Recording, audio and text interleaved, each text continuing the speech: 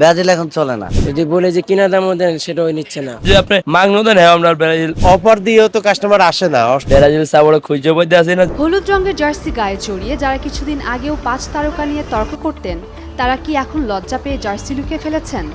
বিশ্বকাপের সে উন্মাদনা আজ থিতিয়ে এসেছে।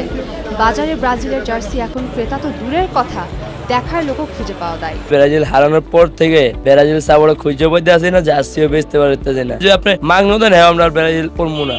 পদ্মা সেতু, মেট্রো রেল এবং এলিভেটেড এক্সপ্রেসওয়ে নির্মাণের গর্বিত অংশীদার বসুন্ধরা সিমেন্ট। অবস্থা এমন যে 200 টাকা দিলেও কাস্টমাররা ব্রাজিলের জার্সির দিকে ফিরেও তাকায় না। কেনা দামের অর্ধেক দামেও মাল গছানো যাচ্ছে না। ব্যবসায়ীরা বলছেন ফ্রিতে দিতে চাইলেও নেয়ার লোক নেই। অফার দিয়েও তো কাস্টমার আসে না। অফার দিচ্ছে সবাই, কেউ কেনার আগ্রহী না এখন আর। ব্রাজিলের জার্সি 200 টাকাও বিক্রি করতে পারতেছি না। যদি বলে যে কিনা দামও দেন সেটাও নিচ্ছে না। অথচ কিছুদিন আগেও এই জার্সিগুলোর জন্য মার্কেটের রীতিমতো যুদ্ধ হতো।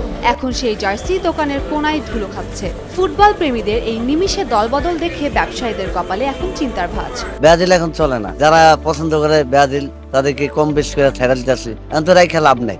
লস তো ডিফিকাল্টি হচ্ছে অনেক, প্রায় 10-15 লাখ টাকার মতো জার্সি লস হয়ে গেছে।